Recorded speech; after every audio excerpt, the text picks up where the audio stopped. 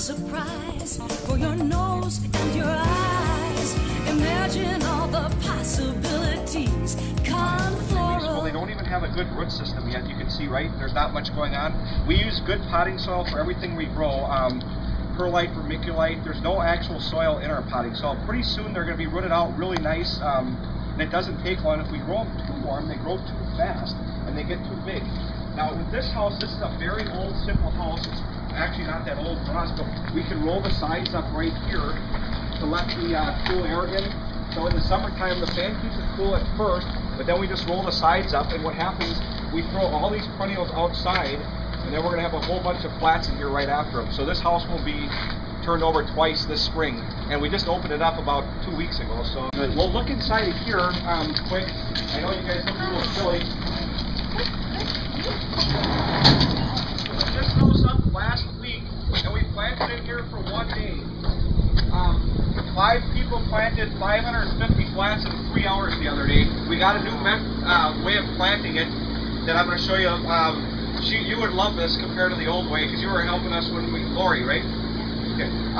She helped us plant. We usually would have 9 people planting. Now we've got 5 people planting, and they're planting faster than the 9 people with less equipment. It's unbelievable. And basically, we plant them. We just started it this year. We're rolling them down. It's kind of old-fashioned looking, but it works good. These are polka dot plants. So basically, we could fill a house up like this in a day if we were really cranking. This was the first time we planted with this equipment on our own. They came and trained us on it a couple weeks earlier, and then one day we came here and we planted all these. It was kind of I like it. It's just more efficient, and it works really well. Those we hand transplanted, and that probably took as long as it took to plant all those. That was 3 people doing that, where this just happened really quick.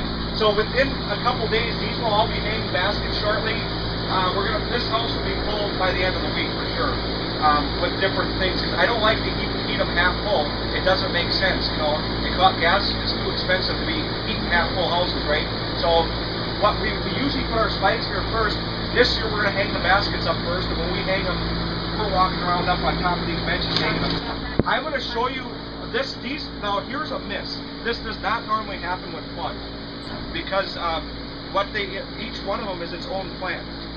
And this is a different system. Lorraine, who you guys probably know, is still on the fence with it, but what we do, this thing just pushes them in. So we used to make a hole, now we just shove them in there, but this unit does it for us all at once. All 480 of them go in at one bang, and off it goes down the line. They can plant faster than we can tag. One person's planting and the other 4 people are trying to keep up with them. This is a new plug that they developed that comes out the bottom. So that's the principle behind this, and this thing's patented. I can only buy them from them. I can't buy them from anywhere else. And they've had them. This one doesn't have that same feature, but they have been very expensive. They finally got reasonable. They're going out to get business. So when we plant them, they come through the bottom like that rather than the top. If you notice, when you look at that, it's opens up really good, so you can really get it to come through there. Where the old way, we always had to pull them out the top, and then we use a plug extractor. They pop out like this, and then we would transplant them. Now we push them right into the flat. Some nice things about a greenhouse like this compared to those other 2 that we looked in. The first one we looked at has 1 heater in it. So if that heater fails, everything's dead.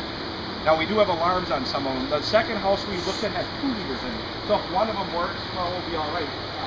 Well, in a house like this, they're all connected, so they share the same heat. So only half these heaters are working. It's going to take us through just fine.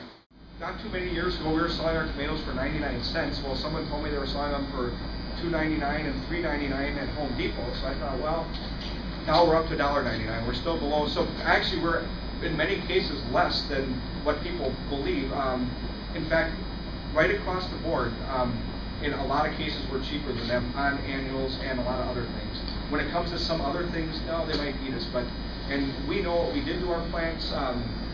We're growing them from the start to the finish, where there's ways of stopping plants from growing. You can make them look really good and really dark green, but using them too heavy of a growth regulator, and they won't grow for you again. But they sure look good when you buy them. Eventually this is going to get warm, and all night long it's going to be right at 72, so there's hot water that goes up to 120 degrees, no more than that or it would pop the line. Then these are New Guinean patience here, and these have been running. You can see they do have roots. It's not the greatest light, but you can see they do have roots now. So these were one of the first things we started running. What she's looking on there is, if you're familiar with Diamond Frost, those are some new varieties of Diamond Frost. They're not called Diamond. Yeah, there's Breathless Blush, which is kind of they're all mostly whites. Breathless Blush has a little bit of a variegated leaf, and then it's kind of a blushish color. It's really nice, and some of them have smaller blooms and more of them. So that's been a growing, we saw them at Christmas time too. And then down after them are what they call sun impatiens.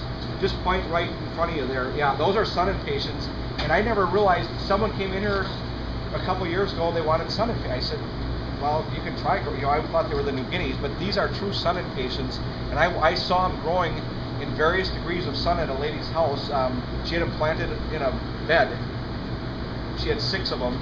And the one that got the most sun was twice as big as the one that didn't have as much sun. It was huge. I couldn't believe it.